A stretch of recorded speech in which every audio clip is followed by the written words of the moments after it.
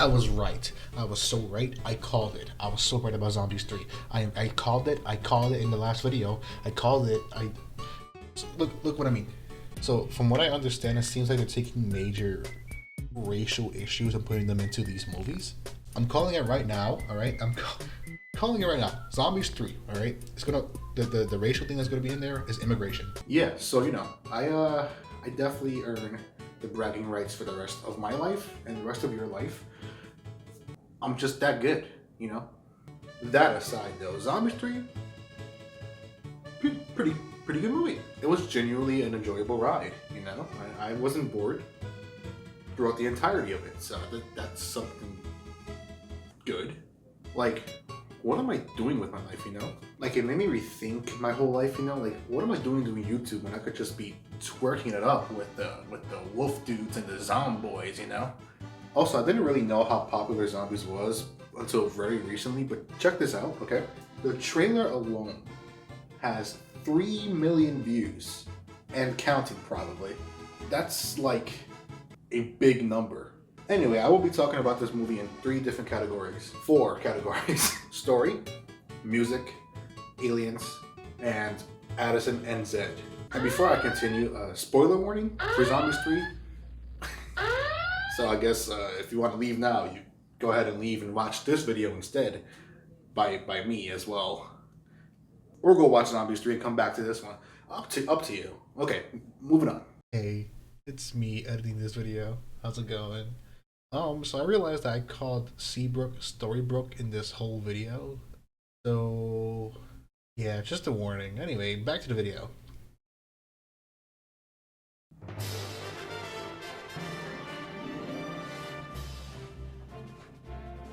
Alright, a quick summary before we continue. Addison and humans are going to college. But surprise, college isn't like monsters in their schools. But luckily for Zed, some colleges are actually having an eye on him at the moment because he's a great football player, because he cheats with his band or whatever.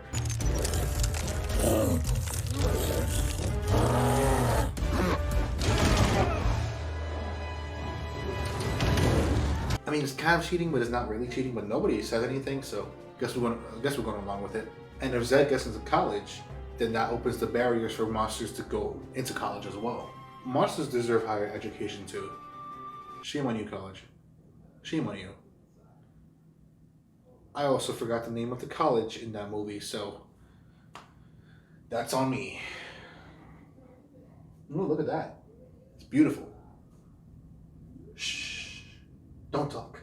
During this time, however, aliens come down to Storybrooke and unintentionally destroy things. And when I say destroy, I mean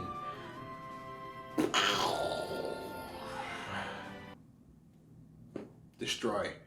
They get arrested, and then the town decides that the aliens have to go back to where they came from before they take their stuff.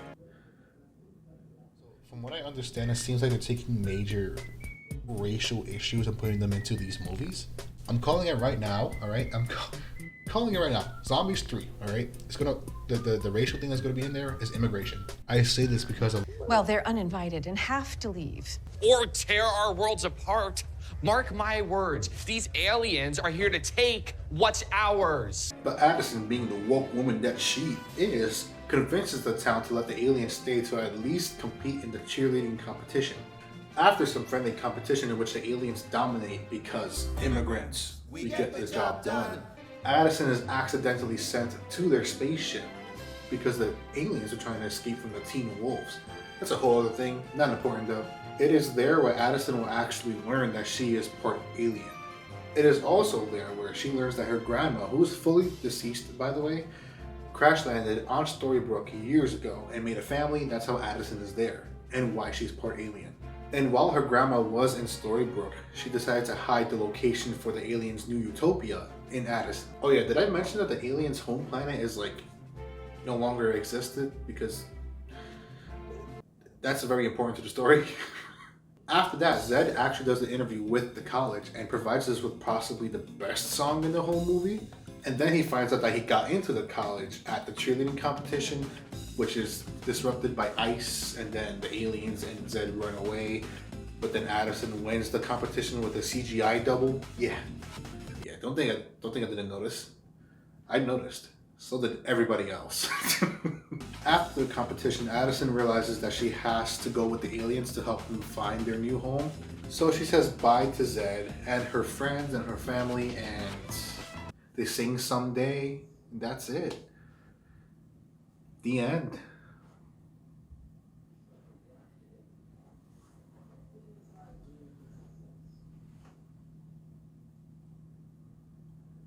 Psych, you thought the story was over? No, it's not. Because in this spaceship, Addison actually finds out that the Utopia is Storybrooke. And so her and her alien friends, they race back to the graduation in Storybrooke and they surprise Zed and the friends, Addison's friends, with their appearance, and then they have a dance. And now the end. That's the true ending.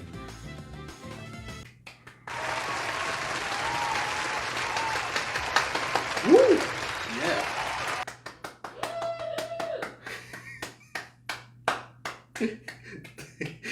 Yeah. Okay, so many things to talk about. Firstly, the premise, pretty low stakes. Really low stakes actually. There's practically none. But it's not really like it's a new thing. That's the case with all of the zombies movies. So just shut up and enjoy the ride, which brings me to the second point. This story is not some Oscar-winning story, alright? You're not going to see Zombies 3 nominated for Best Feature. And just like any other Disney Channel movie, this movie does have like its cringe moments where, well, I guess not necessarily cringe, you just kind of laugh because it's kind of dumb. For example, there's this scene after Addison finds out that she's an alien, right? And her whole grandma situation. And her mother knocks on the door and you're thinking, okay, her mom's gonna come in and she's gonna have like this little motivational talk like, hey Addison, you're a good daughter or something like that. I don't know, it's something motivational. But she just asks if she's okay, then Addison is like, yeah, where's grandma from? And then her mom is like, she's always been here in Storybrooke. And Addison is like, huh? And then her mom just leaves. That's the whole scene.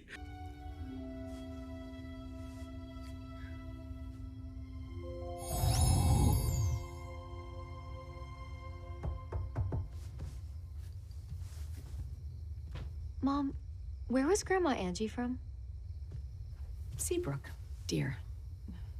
Born and raised. Why? Because, never mind. Good night. Night.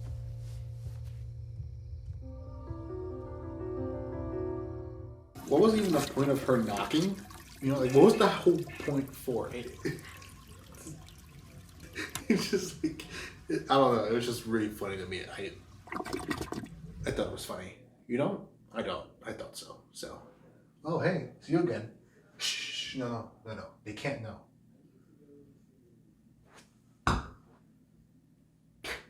Don't mind him. The last thing I do want to mention about this movie before we continue to the next category is the presence of the activist zombie girl. I apologize, I don't remember any of the characters' names besides the main two. She's in the movie. It's just she's not physically there with the characters. Like, she's on a computer screen the whole time pretty much. And from what I understand, it's because she was pregnant during the filming of this movie, so I guess they had her away from the cast and then recorded her by herself so they could easily hide her, baby belly, because that's how pregnancy works, big belly. It would have been nice to see her with the cast. She was there from the beginning. She should have been there at the end. Now, let's move on to El Musical.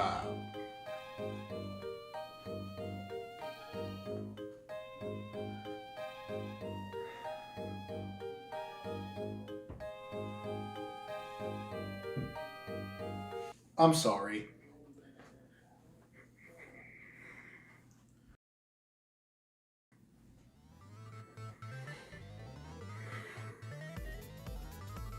The music in this movie is pretty extraordinary. Thank you. I'll be here all week. I watched this movie with my surround sound system, and let me tell you, that was an experience. The whole time I was bopping my head, and at one point I almost breakdanced, but decided not to. I didn't want the monsters and the humans to feel like they're beneath me, because they are. The song when the aliens first come in is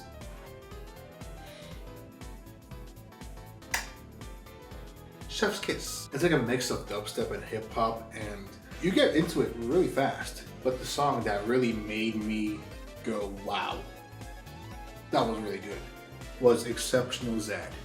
It's the song that I mentioned earlier where Zed is going to the interview and getting pumped up and ready to go. Yeah, it's really catchy. Besides the really good song and the really good dancing in this scene, it's also met with insanely good cinematography. Look at these shots and tell me that they're not good shots. If you do tell me that they're not good shots, then I respect your opinion, but respectfully, your opinion is absolutely stupid, and you're stupid. All offense. And of course, the return of Someday. At first, I didn't really like it, only because it wasn't just Zed and Addison singing it. It's the whole cast, pretty much. But after some thinking, it made a lot more sense for the story for the whole cast to sing it. Because not only does the song signify, Zed and Addison's relationship, but it also signifies the relationships Addison made because of her non-racist attitude towards monsters and other monsters. Like, truthfully, Addison is the definition of perfect. That's a lie. She's almost there. And the song is sung during a sensitive time in the movie when Addison's actually in a space away from her friends and what's it called? Boyfriend. I had a major brain fart. I don't know what happened there. Just fully stopped. My brain stopped functioning. Anyway, that's all I had to say about the music. On to Aliens, baby.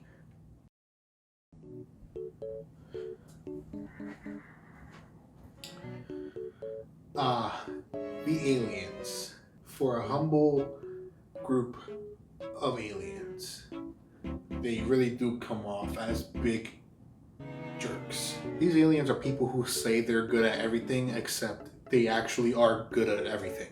It's annoying how they just breeze through everything, but that's also the point of the movie. You're supposed to be like, dude, is there nothing that could stop these aliens? The good thing about the aliens is they aren't annoying. Like the wolves and zombies too, completely annoying. To be fair though, it's only because they howled like every 5 seconds, and I don't know what it is about teens or full adults just howling. It's just really uncomfortable for me.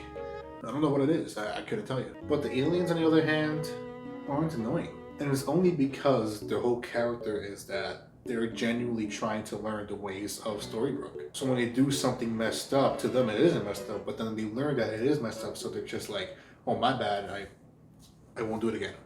Oops, sorry. Oh, this movie has their own talking dog character.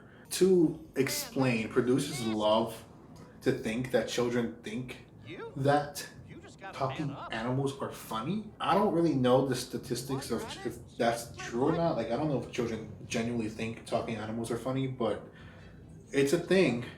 Like in Descendants 2 and 3, there's a talking dog, and the dog says stupid stuff the whole time, and they've got it in this movie too. Except it's not a talking dog, it's a talking ship. Mothership, beam us up now! Mothership, beam us up! Do our laundry! Calculate the trans-temporal quantum jump! You'll stay down there until you learn some manners. A mothership. Yeah, they played on the words mothership and actually make the ship talk as if it's the mother of the aliens. Yeah, none of it's funny. None of what the ship says is ever funny. So just like, anytime the ship comes up, don't ignore it. Just don't look at it. All of the scenes that the ship is in is just really hard to sit through, and you just feel really bad for aliens that they have to deal with this for a majority of their life. Especially this guy. Jesus, dude. Save some hop for the rest of us. Dude, how was anybody that ripped?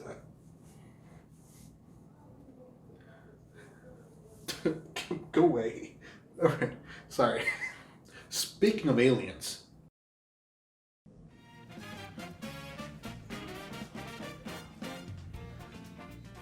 Alright, I'm gonna be honest here. Addison and Zed, cutest couple in cinematic history. Straight up. A zombie and an alien, a combo that nobody ever saw coming.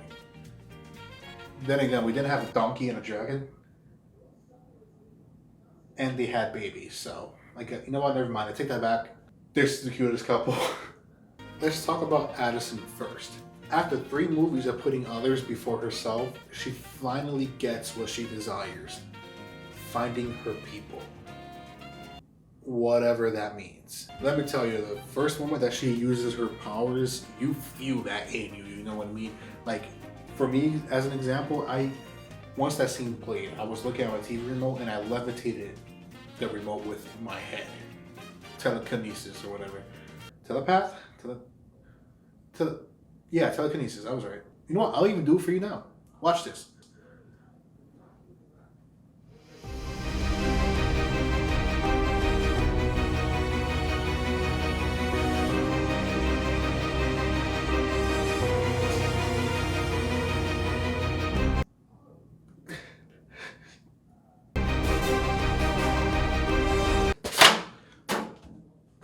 See, did it. Okay, picked it up real quick.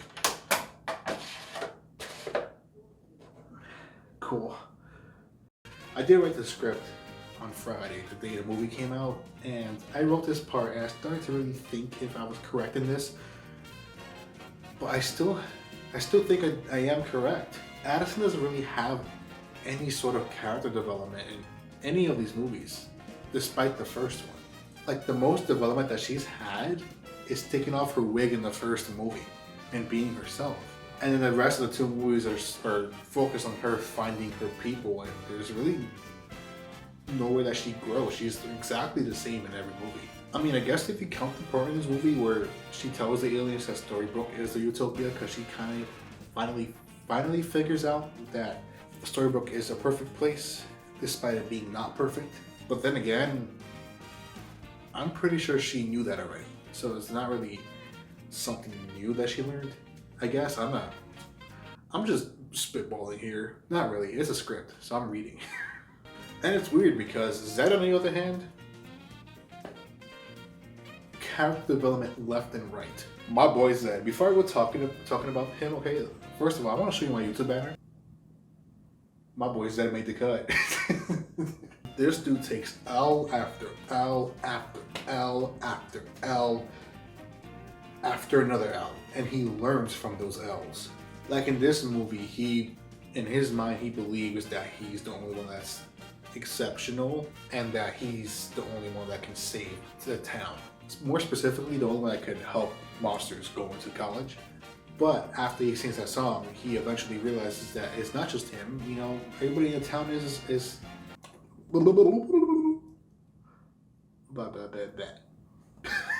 Then he realizes that that's not true. Everybody else in the town is just as exceptional as he is. And then he goes through anxiety, nerves, taking on responsibility of being this monster student that can eventually break the barriers for other monster students. Hell, when Addison decides to go to space, Zed lets her go, despite trying to hold on to her as tight as he can. He does it because, well, she wants to, and it's the right thing to do. He also learns that sometimes life has different plans for all of us, and you just gotta take those paths, even when it's the one that you're not necessarily happy with. Not Addison, though. Listen, Addison's love isn't questioned, okay? She obviously loves Zed, but like, this movie makes you question that. She cares for Zed, alright? That's made perfectly clear, but she also really cares about finding her, I guess, people. Like, the moment that the alien said that she has to go with them, right away, she says, I'm in. I'll come with you. She needs to come with us. What? No, you cannot take Addison. These are my people, Zed. They need me to survive. When the aliens leave, I'm going with them. And that she has the audacity in the next scene to look at us in the camera and say, this is the hardest decision I've ever made. No, it wasn't. You know it wasn't. Don't lie to me. This is the hardest decision I've ever made, but I have to do what's right. And that's all I wanted to talk about with this movie. Like I said before, it's a really fun ride and I do recommend it for you guys. You know, grab a drink, grab some popcorn, and enjoy it. And as I said before, unfortunately, this looks like it'll be the end for the zombie series. But if there is a Zombies 4 on the horizon, not only am I gonna come along for the ride, I wanna be in the ride. Yo, if you're watching this, call me up, hit a brother up. I'm down, you know, put me in there as a vampire who has like, I don't know, social problems because he's alone by himself in his coffin all the time. And then the whole movie could be about how they're teaching the vampire how to socialize and open himself up more and stuff like that. I just gave you a weird idea. Zombies 4. Social awakening. Also, if you like the new format with the whole green screen and stuff, let me know. You know, I think I like it a lot actually. And yeah, with that being said, like, subscribe, share, and I shall see you guys later. Bye bye.